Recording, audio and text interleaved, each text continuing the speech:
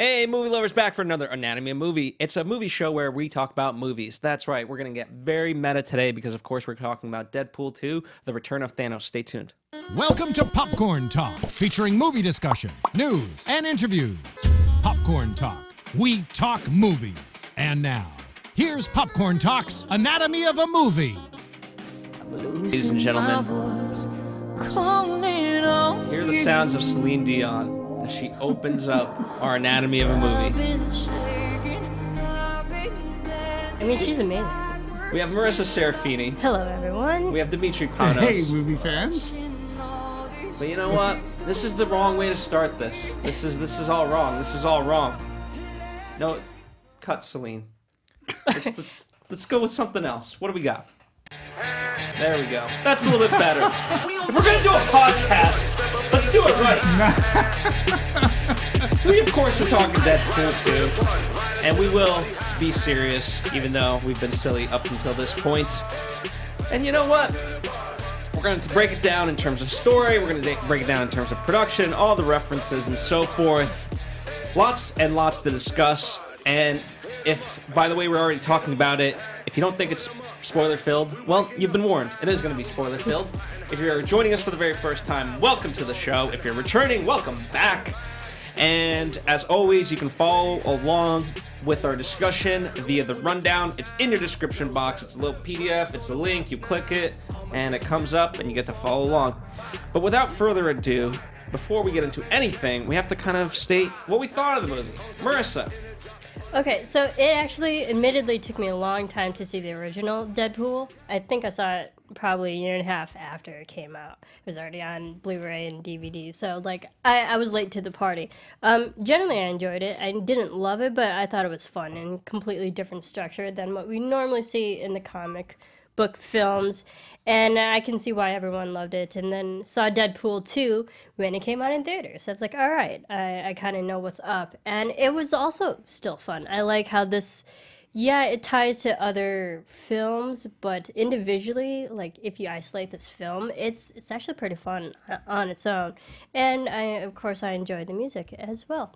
Just like everybody enjoyed the soundtrack to the first one, I enjoyed the soundtrack to this one. I thought it was a fun movie. Excellent. And Demetri? Holy shitballs. Deadpool 2.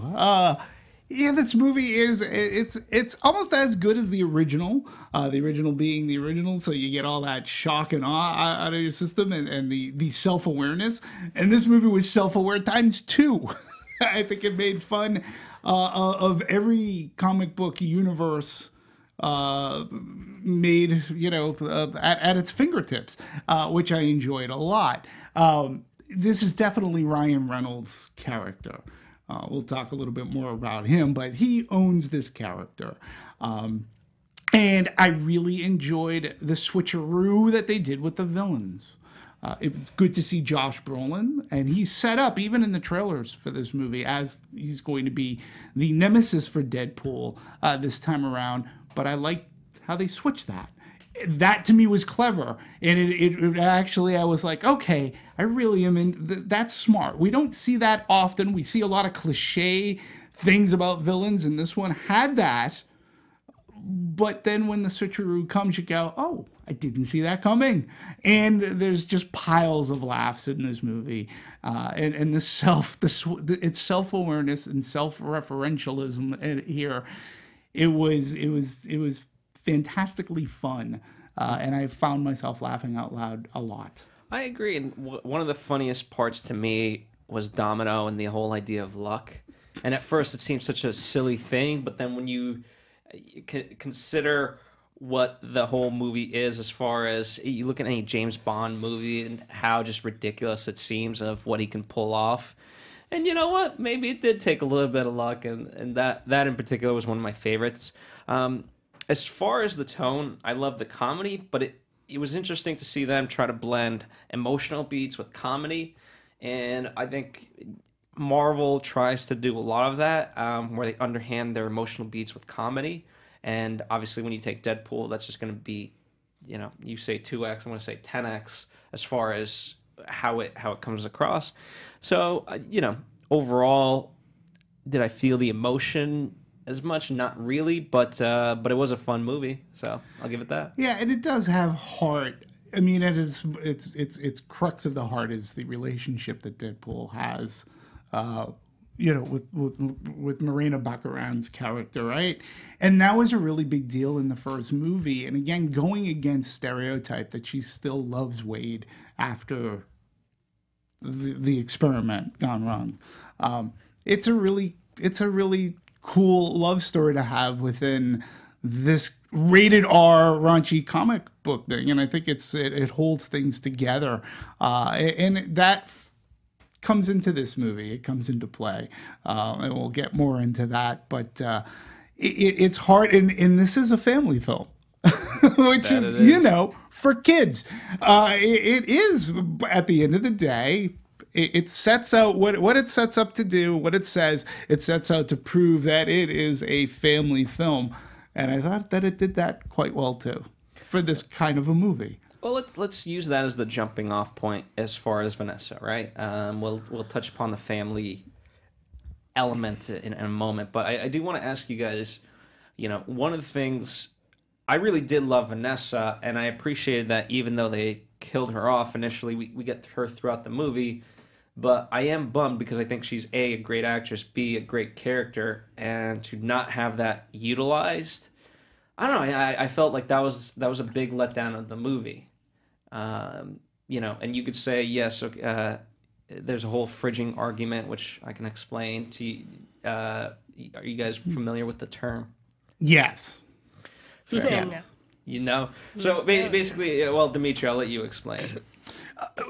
I've never heard it until today called fridging, but basically it was a backlash for, believe it or not, DC movies, particularly Green Lantern. I forget, please forgive me, and I'm sure our fans can help me out with this. Don't be mean, just help me out because it's been a long time since I've read this comic, but it wasn't Hal Jordan's Green Lantern. It was another one of the Green Lanterns whose girlfriend was killed and stuck in a refrigerator for him to find.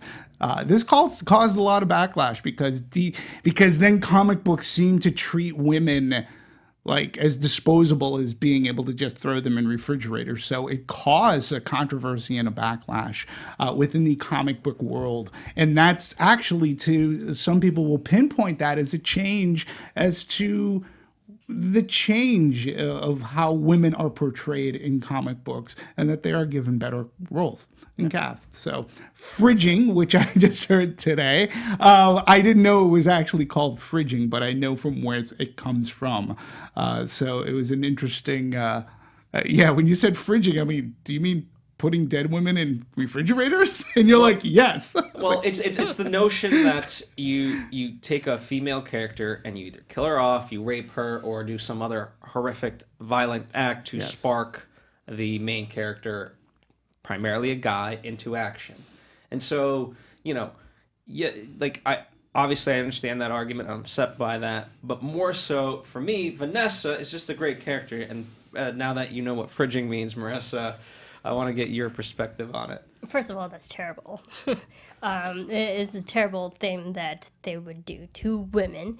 That's pretty obvious. But I think it's interesting because Vanessa is a cool character from the first one, and to this one, she's one of the things. And it's not to say necessarily Wade's weakness, but something that adds to the soft vulnerability of nature of his character that makes it relatable for just the human aspect. I didn't mind that they killed her off because it did help serve as a motivation / catalyst for just the story plot element to get the movie going. Right. It was within the first 5-10 minutes, but it didn't feel like she ever really truly died because we kept getting flashbacks or whatever his visions are of when he's quote unquote dead, or he's imagining Vanessa there in the other room and he can't get to her. We did see her interspersed throughout the film, so she never really truly went away. So I didn't treat her death as something horrific. It was just something, a plot device to move the story forward. And I like that. Yeah, and I found it, personal experience, I found it to be emotional. I found it to be well as to how they handle that. And then, of course, we have lots to talk about the end. But she in this type of movie, right?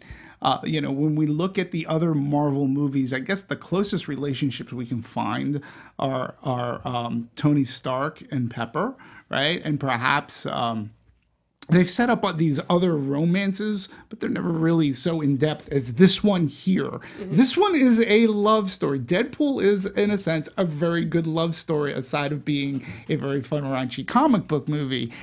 And again, it's the crux of the heart. And the fact that she still remains in love with Wade is something to be said. She's great. What I was really surprised about is anytime there's a movie, right, that opens up like, okay, and we got a flashback to get to this part, it's usually well farther into the movie when in actuality it was like 10 minutes in. So it's like, yeah, we got to back this up. And so we get the credits, all that action, and then we get to that point. Mm-hmm. So they dispense with it rather quickly, and then we're off to the races. And it really is Deadpool coping with, well, how a superhero can cope with death, a support system. And that, to me, too, I found to be a fascinating aspect to what's essentially a superhero movie. Yeah, well, as Ryan Reynolds says, he says the first movie is a love story masquerading as a comic book movie, and this one is a kind of family film masquerading as a comic book film all over again. So, obviously, we're correct in that notion. As far as... It's interesting to know all the people that are on Deadpool's side.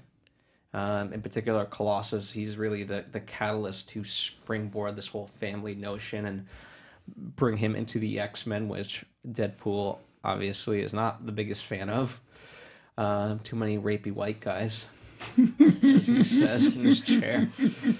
But nonetheless, I mean, it's interesting how that grows because, he never had a father figure, and then with the kid and whatnot. I mean, it's interesting to see all the reflections of Deadpool in this movie, because to me, the antagonist, who's supposed to be Cable, is really a reflection of him, and then so's Fire Fist. Right, looking for family, wanting to protect family as well. That's actually, too, what I liked about the Cable character. I mean, we've seen movies where the villain is motivated by someone killing the family, right? Then the villain goes off in revenge sometimes, and somebody's got to stop him. Or revenge just does that character can be an anti-hero and serving revenge, and he or she could end up dying from doing this revenge. So, but Cable has this, in a sense, you can call it a cliched plot device to come back, and we think he's the villain. But I liked the turn. And then Cable himself becomes self-sacrificial. He gives up the power that can get him back to where he should be. And I really I like that. And I didn't see it coming. First and foremost, too, I'm not like a huge Marvel thing, so I don't know much about that character Cable to begin with. So it was refreshing to me to see on screen somebody who we thought to be the villain have that change of heart. I was like, wow, he's really cool. And you know what? I like he and Deadpool together. It was really fun. So. Yeah, I did like that, the change of cliche, because throughout the middle of the movie, there's always a point, it's hard to progress anywhere in storyline and character growth if you're always fighting against someone to have that antagonist. And the fact that Cable wasn't the biggest antagonist as we were led to believe, and they actually started working together, then we got more progress with the character development. Story was moving. We were going from place to place. So it's better when you're working along with someone instead of fighting someone. And I like that. And to have two guys who are like completely opposite in personalities somehow find this fairly common middle ground and the same theme that they can both relate to. It was interesting to watch. And there was towards the end, there was a mutual respect for one another, which again we don't see that often in the superhero genre. at least in the cinematic. I mean, I am strictly talking within the movies. Yeah, well, you know, most plots at this point when it comes to superhero movies is, okay, we're either going to end the world, or we're going to destroy the universe. And that's noble in some sense, like you get it, but there's no human. It's very tough to build that human emotion. I'm not saying it's impossible, but at this point, because it's been done so many times, how do you keep that fresh? And what this does is it self-contains everything. You know, at the end of the day, what Fire Fist really wants to do is stop, you know, go against this sort of maker in a sense and destroy him for what essentially he's being tortured. And, you know, Deadpool can buy into that. And as far as Cable's concerned, he just wants to, he knows the extent that will take Fire Fist by doing that, and he just wants to prevent that. So, you know, we've got the X-Men doing their own thing. We're reminded of that quite heavily. Right. But this is a very small part it's of that universe. Self-contained. Yeah, absolutely. Right. And characters actually learn, like Cable, he says to Deadpool, okay, I'm going to give you your shot. You know, I'll give you 30 seconds, which, you know, lasts for 30 minutes. But he goes, I'll give you 30 seconds or whatever, you know. And I appreciate that, and that through that journey, both Deadpool and Cable learn. They grow a bit. And I think for these kind of movies, too, it's somewhat rare. It's refreshing, but it also fits into the comedy. Like, the comedy here, too, is blended so well. You're laughing, you're getting emotionally drawn in, and can Deadpool save the child?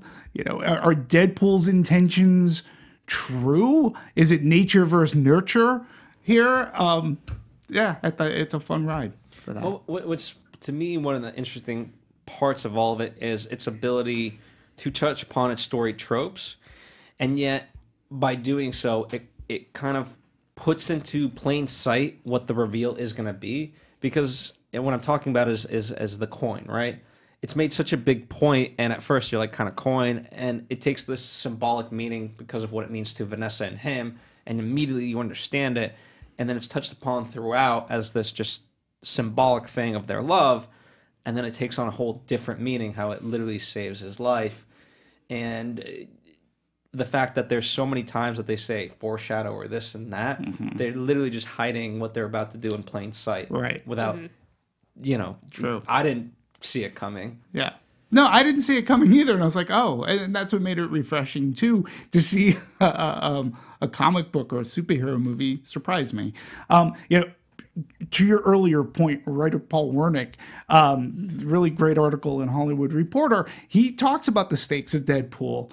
And he said the Deadpool movies are so much different than most other superhero movies because it's generally not the fate of the world. He goes, it's personal. It's Deadpool. It's what happens in his life and his loves, his ups and downs through his day. And that makes it personal. And they stuck to that. And, you know, again, just going to the point of what we witnessed and what we felt, they succeeded. Well, even from that perspective, they were very conscious not to. This isn't X-Force origin story, and to that point, it really wasn't. No. Talk about subversion. It's, you know, again, as I made in my overall points, I thought Domino was one of the great aspects of this movie, and she really stole the show. But to have her as the sole survivor of this entire expedition, if you will.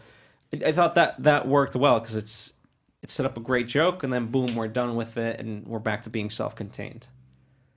But I like that character. I thought it was funny because we always see in the other comic book films, you know, the genesis of starting like a fun team and gathering everybody together, the different personalities and superhero types, and then we get this awesome montage of bringing everybody together, and it literally lasts for 5 minutes. You're like, oh, okay. So and that was fun to watch because it went one way and then completely took a left turn for just a creative laugh, and I didn't mind that either because you're not expecting it, and I thought that sequence alone like really kind of makes this film stand out compared to other comic book films. True. You don't, and again, you don't see it coming.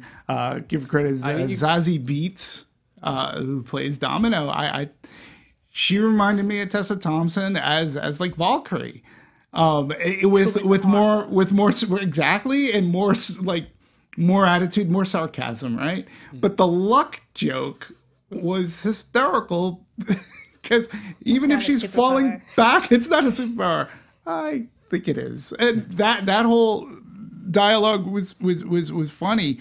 But then to see it in action, where she could fall backwards out of a helicopter or whatever, and not be worried because she's going to fall into an inflatable panda. It's like, I know I'm going to be okay. But then the level of ridiculousness they took it to, like the whatever you want to call it. I'll just call it the truck. The fact that it can drive itself and all this, it just worked out so amazingly.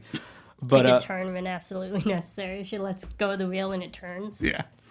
But even they did kind of highlight it with T.J. Miller's character, where he says, there's bad winds. And at first, like when I first heard that, I was like, that's out of nowhere. Right. Like I've never heard someone like, oh, there's bad wind. But just and it wasn't even that line in particular, just the way he said it. It was almost like a wink to the audience, but you're left wondering, what does that have to do with anything? And then, boom, that became this running gag of, well, we told you there's bad winds.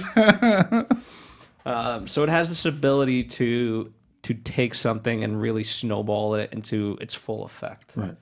So I appreciate that. And just from a production standpoint, what's, when we talk about Deadpool and we talk about the emotions, they made a very specific point to have him be not in his mask whenever it was some of the more emotional beats, but then some of the comedic beats that we're talking about, the fact that he is in his mask, Ryan Reynolds basically till the last point that he kept rewriting jokes and just inserting them in to make it as funny as it could be. And I think that's that's dedication, but a great way if you're able to do it. If you're able to do it. Sometimes you wish more people or more productions could or would take the time to maybe try to do that. Other productions, they may be hampered. They may not have the time or the resources to be able to do it. Take after try. But again, it really goes down to this truly is Ryan Reynolds' character now. And he makes fun of himself as we... at his the signature. end. Yeah. It's very brilliant. That's right. But, right from the production of this movie, there were decisions that were made going into production that were in part his, that sort of kind of changed the landscape from he and the original director parting ways. Now he's a producer. Now he's writer. I mean, a lot of this falls squarely on his shoulders. If this movie didn't work, he's the one that you could really point the finger to, but he's kept it going and quite well. And he did a really good job for a sequel. He did not rest on his laurels. He fought to try to make this work, and he did. Yeah, and as for writing of the jokes and stuff, production-wise, that's actually very practical because I can understand being maskless for the emotions things that comes with the drama and the actual acting that's involved in it. But when it comes to wearing the mask during jokes, we never truly see his mouth moving, so that can easily be replaced in ADR with more jokes that they just recorded and swapped out for that joke didn't hit, let's just insert this joke instead. And you would never know if he actually did that take during the live filming or that was actually ADR'd later. So practicality, it makes more sense. Yeah. And, speaking to his writing, it was the three of them really writing it, and he truly became a third writer on it. As far as when it got down to crunch time, essentially, they divided the script into thirds, and everyone took a chunk and just basically wrote it. And they actually credit themselves because each of them had a long history with the character, and they knew what it sounded like. The three of them had a shorthand and knew how to do it. And then, they gave it back to each other and kind of revised it a little bit. But the fact that they were able to do that, I thought it was a really cool part of the process.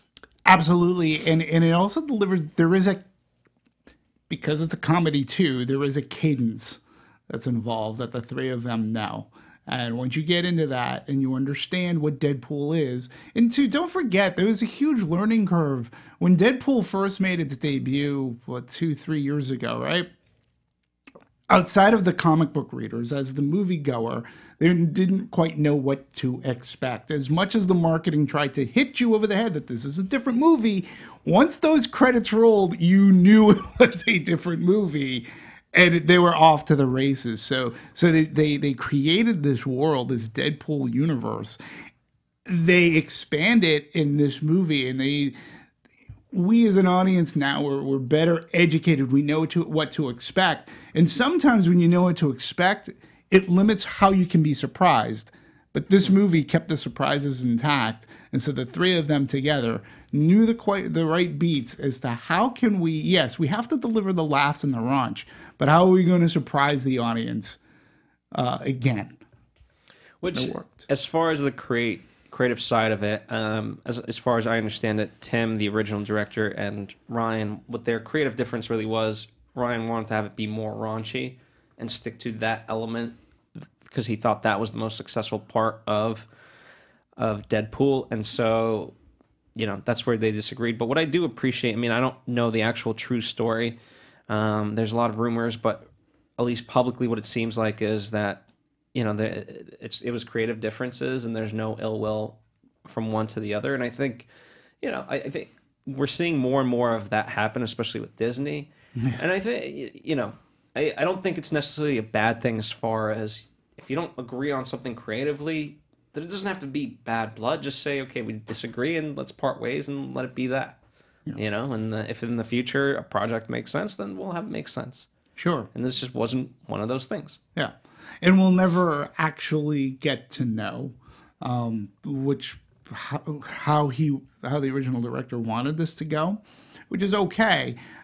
It's usually, but the connotation is always because it's something from the past. Historically, when you part ways due to creative differences, there's like bad blood. So however it went down, whatever choices were made, obviously the film still works. We'll never get to know what that director's vision for Deadpool 2 could be. But Ryan Reynolds still worked great with the writers, the cast, this director who's very capable of doing action movies. And now infusing some comedy and the timing, they get it right. So this crew still worked top notch for this movie. Let me, you know, we've been touching upon the jokes, so I want to ask you guys as far as the jokes. There's jokes that are actual jokes, but then a lot of the laugh stuff is really more just references. And I want to get your guys' take. I know none of us are really comedians.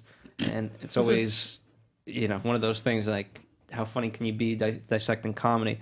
But is it a joke if it's just a pure reference? Like, for example, the most obvious one to me was when he tells Josh Brolin, okay, Thanos. It's a very funny thing because it's not a joke, but we're 2 weeks out from Josh Brolin. By the way, good for Josh Brolin. He's got this, he's got Avengers, and he's got Sicario coming out soon. So he is killing it this year. Yes, he is. But nonetheless, it's not a real joke. It's just a reference, and you either get it or you don't. Like, I don't know. I just wanted you guys' take on using that as humor. Yeah, I think it's smart. It definitely plays on just the pop culture references that if you're watching Deadpool, it's practically presumed that you've already seen the other films that are within the Marvel universe, even though they are kind of different. They're not in the same cinematic universe, but it is the same demographic, and it makes sense that if you saw this, you'd probably see the other one. I love the reference of the 24601. I'm a big Les Mis fan. I've been listening to the soundtrack a million times all week. I thought that was brilliant how it was played throughout. Fire Fist number was 24601. Even on the map, when they drew arrows, 24601 moves here. I thought that was funny. Even the Beyonce reference. Yep. When he was referencing a song, I thought that was funny. So I think they're really playing on the demographic who is well aware of all these pop culture references in today's age. Yeah, and from the super movie standpoint, It just means that that Deadpool is well within our rooted universe. I mean, who knows? Deadpool may have 3 weeks ago gone and seen Avengers, Infinity War, right? So that's funny, but it's also great too that how Ryan Reynolds references himself from when Deadpool showed up at that atrocity Wolverine X-Men Origins. He was Deadpool. He shut his mouth. So they show this scene, and then all of a sudden he just gets shot, and Deadpool comes walking, and he goes, "Don't worry, I'm cleaning up the timeline. Don't worry, you can go home now." And it's great that Hugh Jackman gets the joke, that part of Marvel gets the joke as to what is going on here. And I'm also going to say it also is making fun of Avengers Infinity War Part 1 with all its timey-wimey thing, and we got to go back. Like, how are we going to reset? That's what this movie does blatantly. Yeah. So to me, it's brilliant that it is so self-aware with the Marvel universe, but DC as well. I mean, DC took its hits. It's like, it's too dark. But also, the Marvel movies are known for, if they F up the first time around, they're just going to use the supernatural power of rewinding to redeem their quote-unquote mistakes. They did that with the X-Men Days of Future Past. Sure. Because they F'd up the third one, so they're like, let's make this movie. Let's retcon it. Go back and fix our problems in the third one. So it's not the first time we've seen messing with timelines just to redeem their mistakes and like, okay, move forward. Things are different again. But obviously the difference is that Days of Future Past is a wonderful movie and does it on a very serious level. Yes. Versus this just subverts it in its entirety. It just says, this never happened. And again, going back to DC does take its hits. I really laughed for a long time when you see Ryan Reynolds behind the desk going, I'm making it big time, and he's reading a script, and you see it's Green Lantern, and then all of a sudden, pow! He gets shot. Instead, he goes, "I'm saving you, buddy," or something. And it was great. As far as I think, it never happened. You know what's interesting? Like, there's to me, whether it's conscious or not, there's a natural byproduct of this whole idea that, like, at least when it's making fun of Marvel movies, it's making fun of something great to me overall, because certainly critically the Marvel movies are much better received than the DC movies. With DC movies, there's just what it's getting at is they're both truthful, right, as far as their critiques, but with DC it just cuts a little bit deeper. The whole Martha joke for Batman v Superman and everything else, it almost seems mean-spirited. I don't know. And I know, perhaps it is, but nonetheless, it's. I think they I like the fact that they did call out how ridiculous that was. I did like the joke, the Knighted Cape, whose mother is also named Martha. Yeah. Brilliant. Because they kept poking joke at DC over and over again in this film. I was like, oh, can they get away with that? I didn't mind it. I liked how they did, because in a sense it had the Mel Brooks essence to it. Think about some of his best films, right? So when you look at Blazing Saddles, he was making fun of classic Westerns. I mean, that's what makes them so parodyable. If they're classic and a lot of people see them, you get the reference. Same thing with Young Frankenstein. He's making fun of classic Universal horror movies. High Anxiety, he's poking fun at Alfred Hitchcock. So you get the joke, but you get the joke because you're aware of Alfred Hitchcock. When you're talking about making fun of the Marvel movies, everybody's seen them, so the chances are you're not throwing darts at a dartboard blindly. People are going to get the joke. Same thing with DC, because these superhero movies are so popular. But you're right. For the DC stuff, he was just happy to make fun of himself. Of like, God, Green Lantern, that almost wiped out my career. And that whole timeline, the Martha, it's like, wait, is this dark? What is this, a DC movie? I love that type of skewering. It's satire. And why not? Everybody sees these movies, they'll get it. Well, one of the things I did, going back to the Hugh Jackman bit, what I appreciate, they asked him for permission to do it, which is it goes to show how much respect that man has, and frankly deserves for obviously being that character. And furthermore, I'd be curious to kind of really see a whole behind the scenes featurette of it. But they used whatever you want to call it, unaired footage from that movie to really get his look. And his reactions to the whole thing. Right. And I mean, we love Hugh Jackman in and of himself, too. Also, when the Deadpool 2 first came out, Hugh Jackman even went on his social media and sent out a video. He's like, damn, Deadpool 2 is a great film. Like, he himself, appreciates just the work and the story of this movie. Even though, you can consider competition between these characters. But even Hugh Jackman's supportive of his other comrades. Which is great. And I know I was at CinemaCon that Hugh Jackman and Ryan Reynolds did an opening video that introduced the Fox presentation, the 20th Century Fox presentation. In asking him for permission, that movie was, again, when you talk about an actor who owns a role, Hugh Jackman was heavily involved in that particular that Wolverine. Yeah. But aside from that, though, in this movie, he helped drive this story. He was a producer on this movie, this X-Men Origins Wolverine movie. A lot of that movie was on his shoulders. It made money. It wasn't critically received, and the fans, same thing. It wasn't well received from fans, and I think he knew that.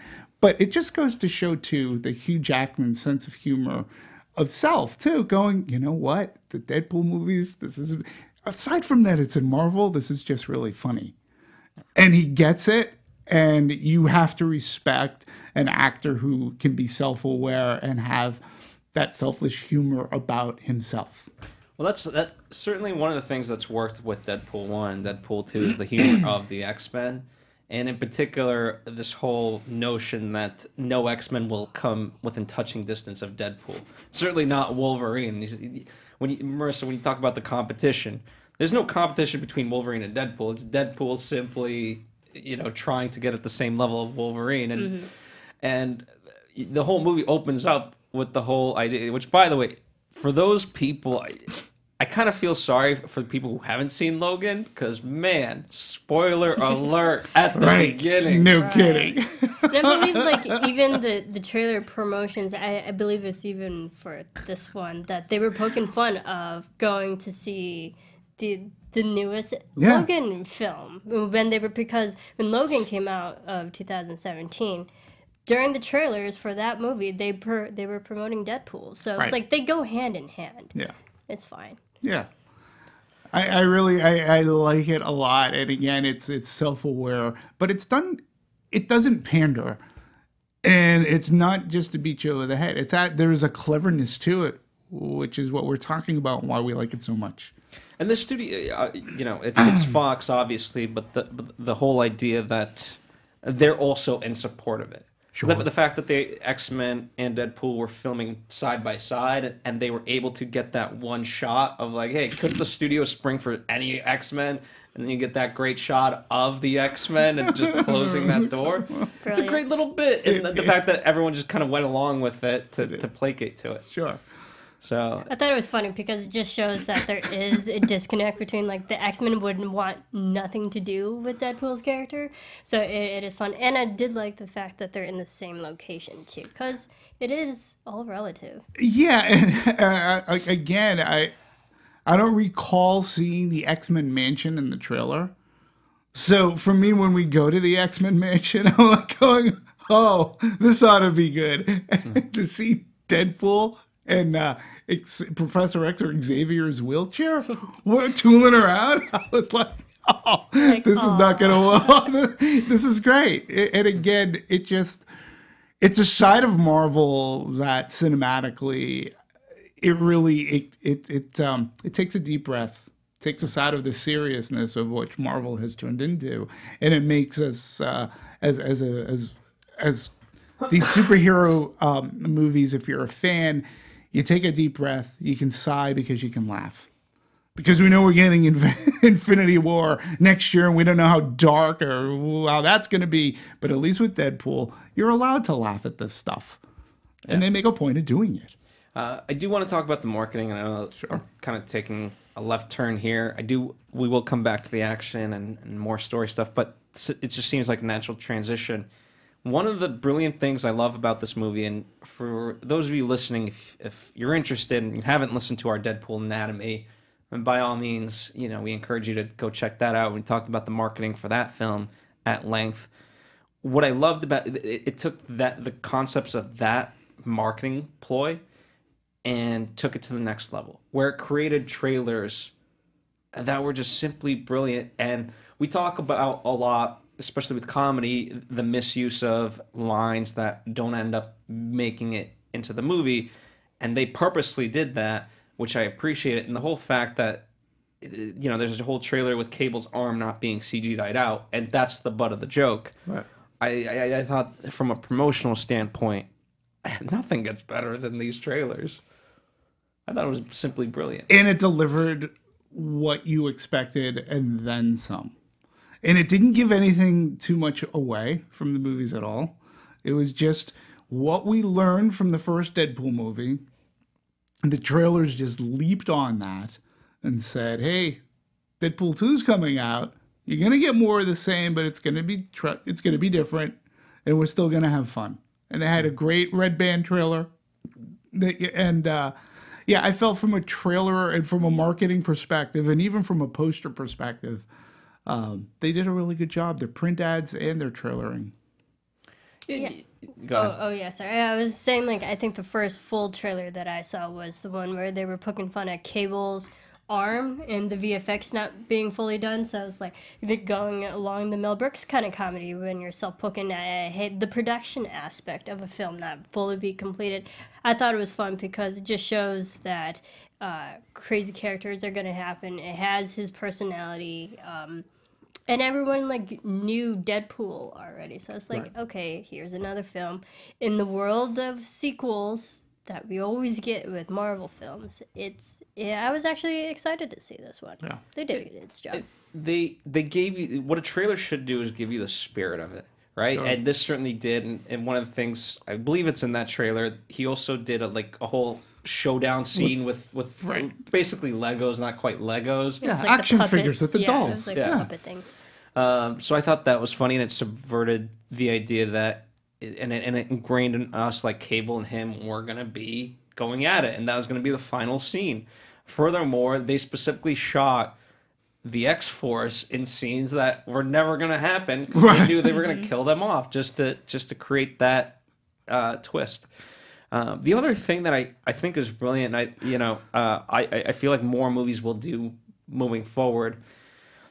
If you can't buy a Super Bowl spot, live tweet the Super Bowl. I thought pretty smart. That was the most genius thing I've ever heard of. Yeah. And they tweeted as if it was Deadpool tweeting the Super Bowl. Yeah. Brilliant. And then they released the trailer right after. Sure. And you know that Ryan Reynolds is he's going to be watching the Super Bowl anyways. Yeah, who isn't? Yeah, right. Pretty much. Right. Mm-hmm. And especially now the Super Bowl in some sense, it lives on social media. Mm-hmm. And so when you talk about audience, and especially the audience that you're going after, they're gonna be on Twitter. I just can't commend that enough as far as the way they approached the marketing for this movie. Oh.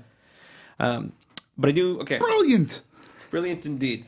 Speaking of other brilliant stuff, I do want to take it back and in fact applaud our hair director, David Leitch.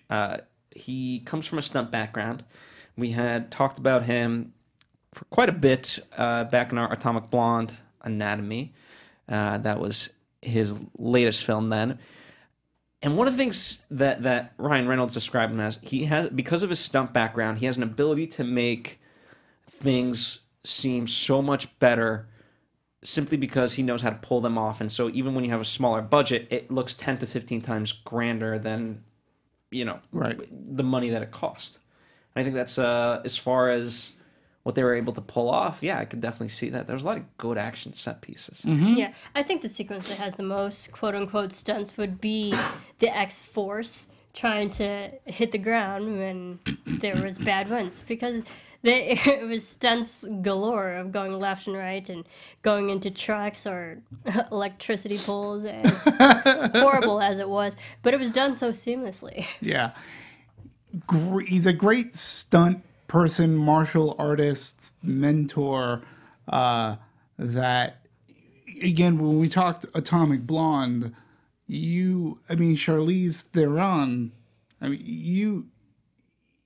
she looks like she's taking the hits and giving them back doubly. And in here too, with Ryan Reynolds, again, I guess what makes it easy too, because he is a man in a mask. So you don't know how much of his own stunts that he's doing. Right. It's easy to cover that up. But regardless, whatever the stunt is and the action set pieces, they are made to look mega budget, really big, regardless of if actually, no, it's just the way that we staged it and filmed it. It's meant to be that way. And that truck scene that we were talking about earlier, that's a great scene. It's good fight scenes as well. So yeah, it's the stunt work in this movie seems seamless and seems a very lot more complicated than it is, but that's the movie magic of it all. It makes it work. At the end of the day, it's not beyond this movie. Like, if we saw wires in the shot for wire work, to be like, I guess we forgot to take that out. Right. Oh, well, just pretend it's not. You know what I mean? Like, anything's on the table. Yeah, having a little help there, I see. Yeah. Whatever it is. Whatever. You know, like, or, you know, you can even see that as a luck joke of like, isn't that lucky that you... Whatever. It's lucky that's what works so well with it, and it's just the ability to actually pull it off, and they were able to. So I applaud them for that. And they took the action seriously too. I mean, outside of like you said, the truck turning on its own, but the action scenes were still filmed as full-on action scenes. So whatever humor you can pull out of that, you still have to film it with a sense that you're appreciative and respectful of an action scene to make the comedy come out more. So yeah, and it draws you in. And what superhero movie doesn't have set pieces? I did also like the prison scene when everyone's trying to break out. Yeah. I thought that was very well done in staging, from like falling from different tiers of that prison, going from like top third floor, falling on the table. Like awful, painful to watch, but good stunts in that sequence as well. One of the initial proposed things was that all the mutants were going to get their collars off, and it was going to really be a whole riot. But due to budgets, and actually creatively, they do cite that it actually works better because it's much more focused on what's actually happening. Cable, Fire Fist, and Deadpool, rather than just showing all this action just for the sake of action. Yeah, everybody else. So the budget constraint in this sense, I do appreciate it. It forced them to be as clever as they could, and I think it pays off. And I also think adding that would have made the movie way longer than it needed to be, especially in the middle. It would have dragged. Right, and the other good thing about, like, say, the fight scenes too, and the action sequences, they weren't overproduced. There wasn't quick cuts. There wasn't the shaky cam. There wasn't confusion. You know who's fighting. You know where shit is coming from. And it makes to me an action scene much more personable because I can watch it unfold in front of me, and that raises the stakes. How are they going to get out of this other than let's shake the camera a lot, we'll get everybody dizzy, and I don't know what the hell is going on here. I think there's action. So yeah, it was handled extremely well here. Absolutely. All right, so when we talk about story, one of the things that helped shape it, initially the first cut of this was about 2 hours and 20-something minutes, which, believe it or not, is actually not that long for an initial cut. And, they said they had to kind of finesse it and whatnot, and, they got it down to about 2 hours. So in the end, they didn't have to lose out on a lot, which is pretty cool. Yeah. If you really stop and think about it, because, especially comedies with all the jokes, and if you keep it all, keep the true fat in, it ends up being like sometimes 3 hours. Could be. It'll be interesting to see on Blu-ray a couple of things. A, if they show any of these deleted scenes. B, if they have the courage to show alternate joke takes. Like, show us this. Like, and we took it out or whatever, or did this. Because sometimes in those sequences, you go, why didn't they stick with that? That's sort of cool. But I'm glad I'm getting to see it now. And wow, that's a funny joke. Well, they did say, in fact, David is currently editing we'll call it the Blu-ray copy, let's say. And they are purposefully keeping his initial 2-hour and something cut. And he is also alternating what you saw in the theater versus, new stuff. So it'll be interesting to compare. And the fact that, I'll use the C word. Everything in this movie is canon, as the writers write. Mm-hmm. So we'll see if what ends up happening with the Blu-ray. Yeah. It's just a nice alternate universe. Well, I'd be more interested to see what other jokes that they had if we know that Ryan Reynolds took take after take and adding different jokes to it.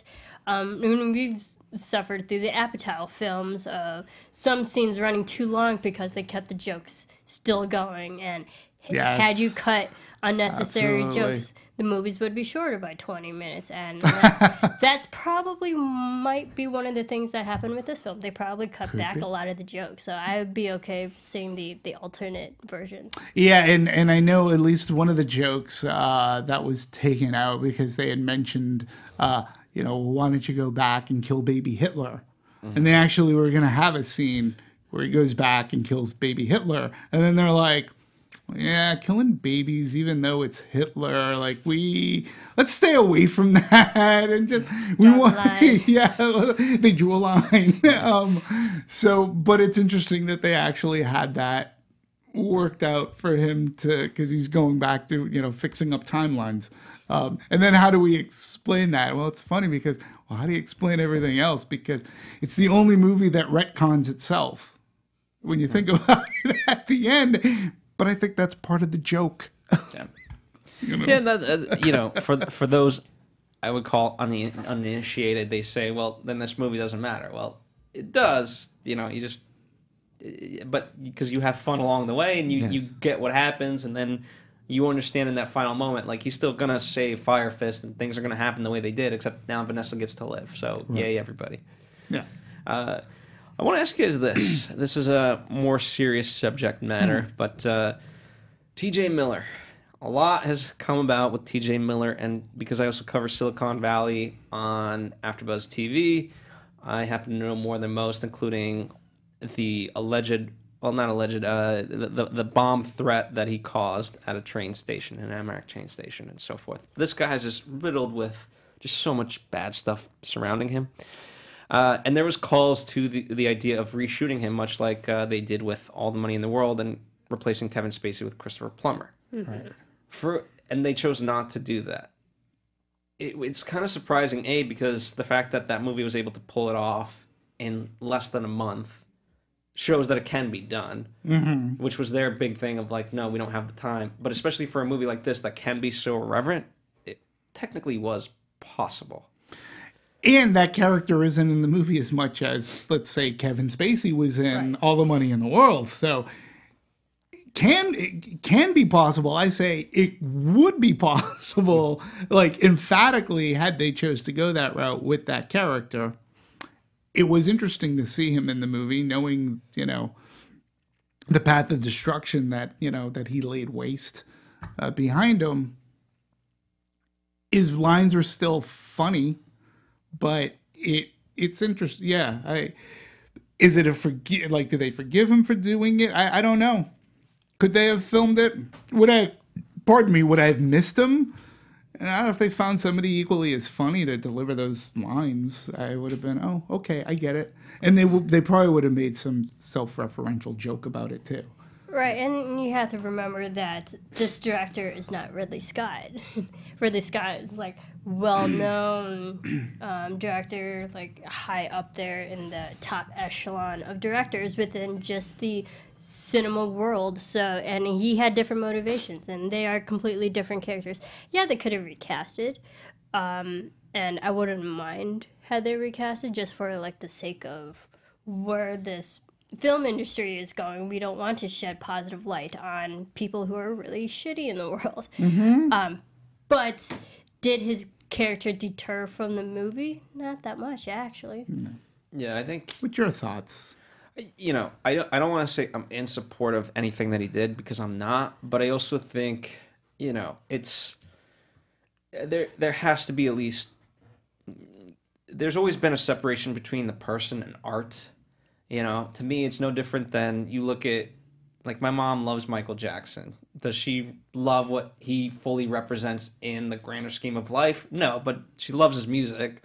And again, I'm not saying a line shouldn't be drawn and whatnot, but I just, to retcon every sort of performance that has come before it, you know, I'm not, you know, a good movie is a good movie, a good performance is a good performance, and in a sense, certainly Deadpool 2 should not be punished because of one person's actions.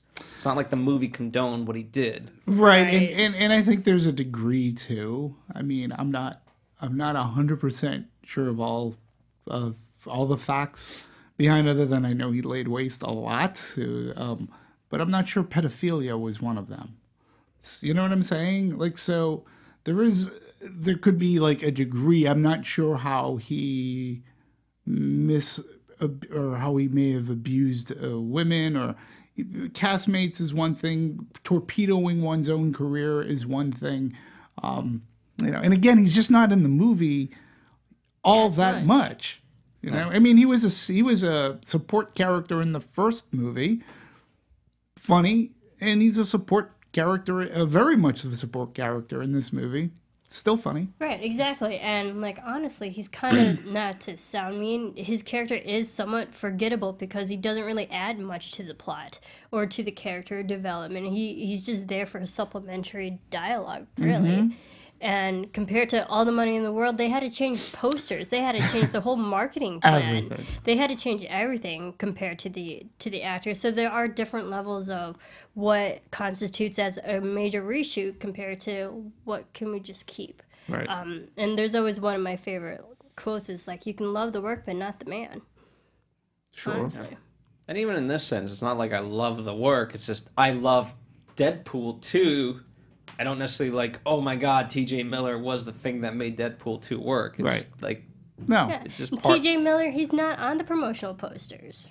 You know, Kevin Spacey was. They had to replace Oh yeah, him. they had to do that. That was a major overhaul. Yeah. Speaking of that, I love the fact that I love, I don't know what you want to call it, maybe hubris, maybe not hubris. I don't know the word, but the fact that the opening credits are no one's ego is butthurt over the fact that they just put Deadpool and make it a whole comedic scene. Sure. And speaking of that, like, of course, T.J. Miller was never going to be in it because it's all Deadpool. It's all and Deadpool. yeah, I love that opening sequence. Same here. Oh, it's so good. It was but again, remember the Like, first I love one. Celine Dion too. I think, and it was also like just a joke and knock at James Bond as well. It was done so well, Yeah, so well. I it was really like, I is. need this song in my life. I wanted They to. get it. It was total Yeah. James Bond. It was James and Bond. They get it. They writers, producers, they knew exactly what they want. And again, it's parody and satire. That's what makes it fun. Like this, I think when I mentioned Mel Brooks earlier, this is as close as we'll get to Mel Brooks, like as far as that type of a comedy.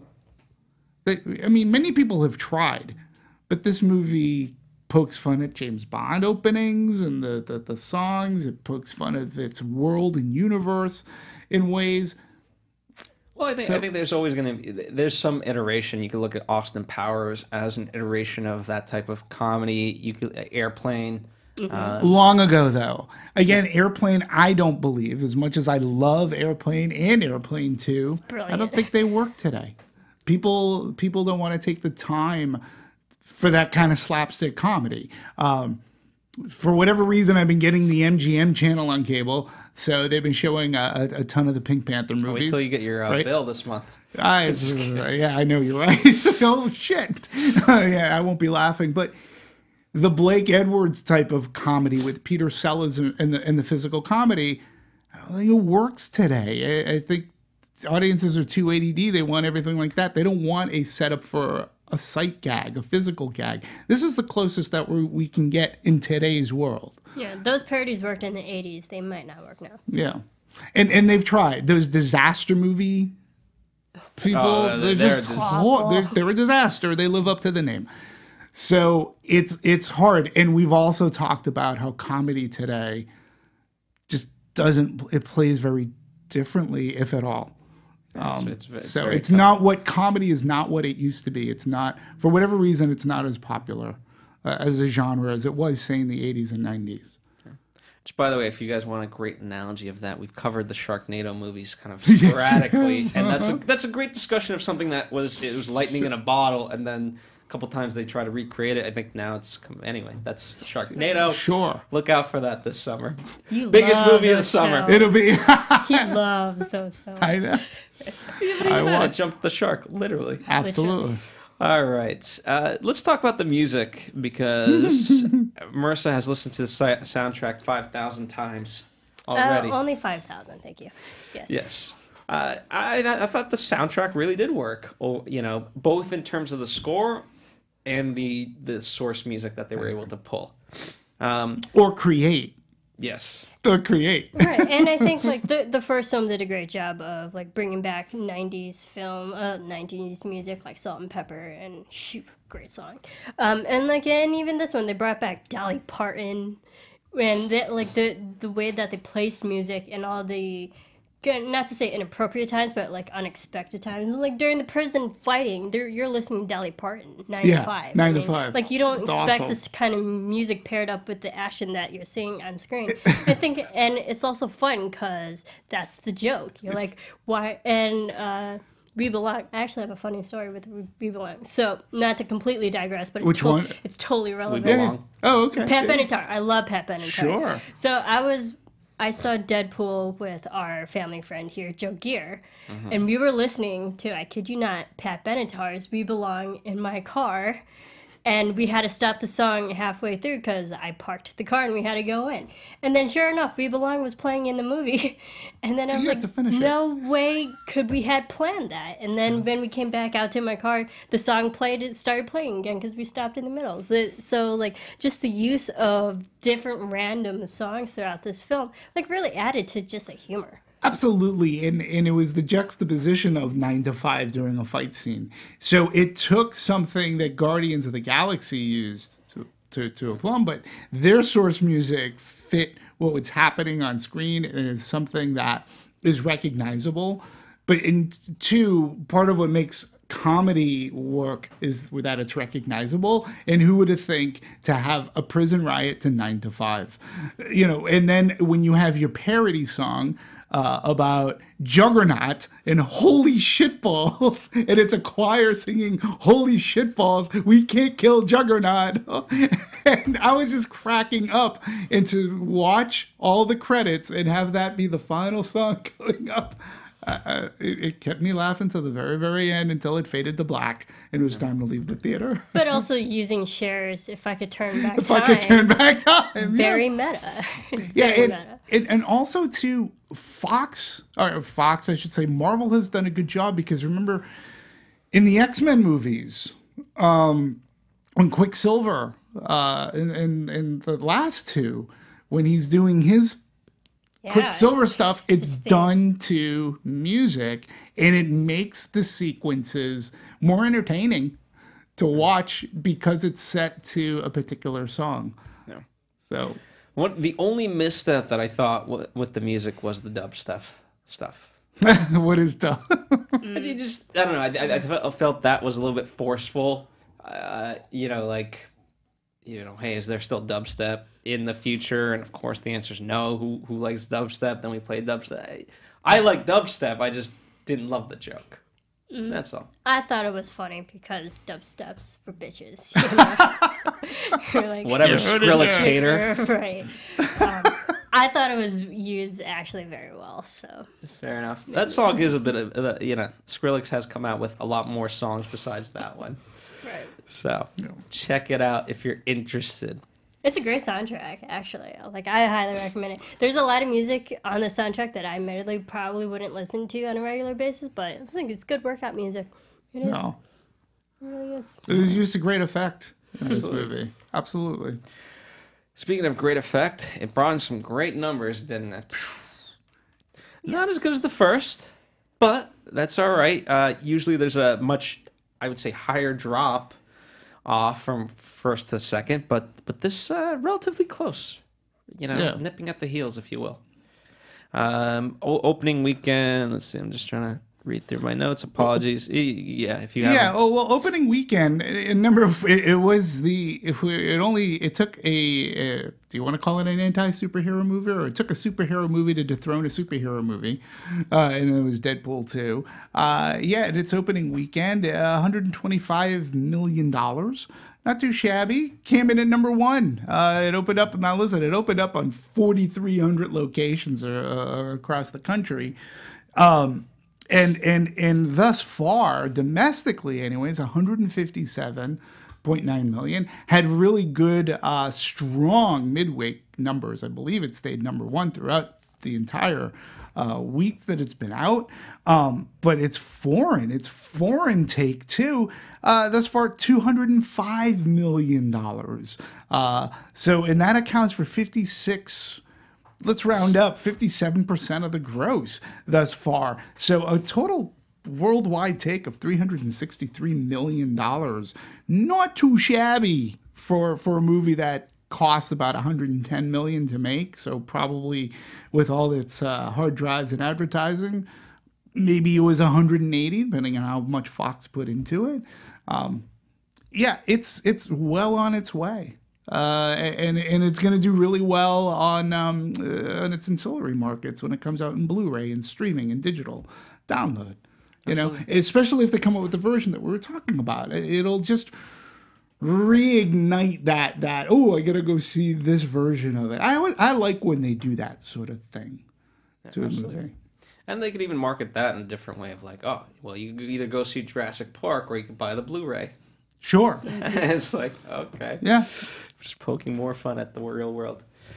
Anything to add, Marisa? You look like you had something to add. I mean, we kind of expected it to do good. Maybe not as good, and it didn't seem like it, but people, when the first Deadpool came out, people were talking about it, like, because they weren't expecting it to be probably as big as it did become. So I'm not surprised that these numbers are fairly just as well. Yeah, and it does fall a little bit shy of of the first one. I can't put a finger as to why. It's as equally a likable movie as likable as the first one. I think timing. I mean, that one came out in February. Could be. This is, I mean, it's smack down between Avengers. We got Han Solo this weekend. Like the marathon begins. It's real. Yeah, it's summer movie time. And I am sort of surprised why they didn't try to go with that Valentine's Day, because they were the quote unquote anti-Valentine movie, but it worked for them. Yeah. It worked great. It did. I mean, they were originally supposed to come out in June, so I just think it came down to they weren't ready. Yeah. So. Yeah, it could be. But you know, if it ain't broke, don't fix it. Well, that one was also a love story. This is a family film, so sure. Where would a family film Mother's go? Day. Well, we did cover that film too, but I think we also this is on the tails of another Marvel movie. Yeah. It's like we've had how many Marvel movies so far, and it's only May of 2018. We've had Black Panther, Infinity War, and now this one, and they're all within months of each other, so it makes sense that they would release it during the summer. And guess what? They're all under the umbrella of Disney, which is coming out with a movie this weekend. I know. Disney's coming. Well, Deadpool is still Fox. They're not Disney yet, so still within Fox. They wanted to make a joke, but Ryan Reynolds says, you know what? They prevented us, and rightfully so. No, that's good. I just want to know what that joke would have been. Well, you don't want to piss off Disney. No. Don't poke the bear. There's a great South Park parody where Disney is run by Mickey Mouse, and he's just a slave driver slapping people left and right. I say Not poke that the I'm bear. saying that, but it's just funny I nonetheless. say poke the bear. I'm not behind this. If it happens, I'm not necessarily behind it. I don't think it's good for our business. I don't think it's good for the business. So too much, you can have too much, and that would be too much, I think. But that's another show. Don't poke the bear. That is another show indeed. Speaking of another show, we've got to wrap this up, and we will be doing book club right after this. Of course, we have covered Deadpool, so if you're interested in that, check it out. We've covered a lot of the Marvel movies, including Logan, including Avengers. I can't name them all. I Black Panther. but who We wants did to be Black here? Panther. I mean, we've Thor movies. We've done Iron Man. We've done the Captain America movies. We've done it all. Great Googly Moogly. We've done a lot. And we've also done a lot of actual other family movies, so check those out. Please do let us know your thoughts and opinions in the comments section, or tweet us, review us on iTunes. Let us know how we're doing. If you've reviewed us on iTunes especially, and it's been a while, give us an updated review, so that way we know how we're doing, how we can improve.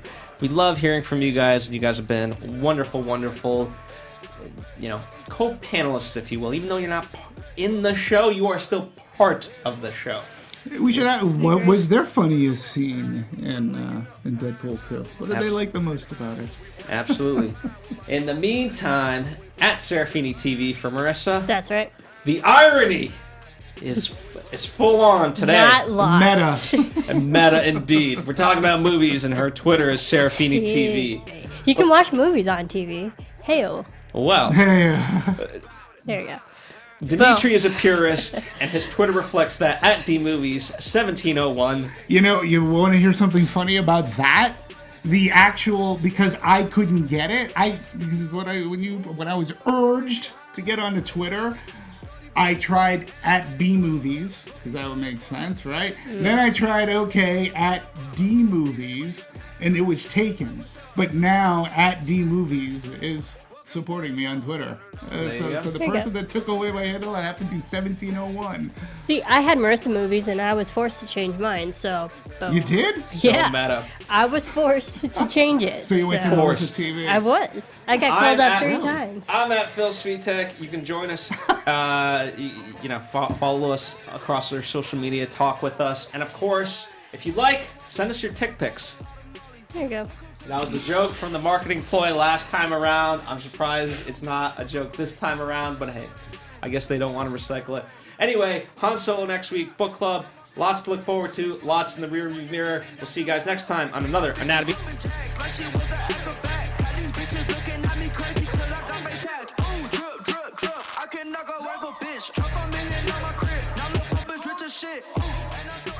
From producers Maria Menounos, Kevin Undergaro, Phil Svitek, and the entire Popcorn Talk Network, we would like to thank you for tuning in. For questions or comments, be sure to visit popcorntalk.com. I'm Sir Richard Wentworth, and this has been a presentation of the Popcorn Talk Network.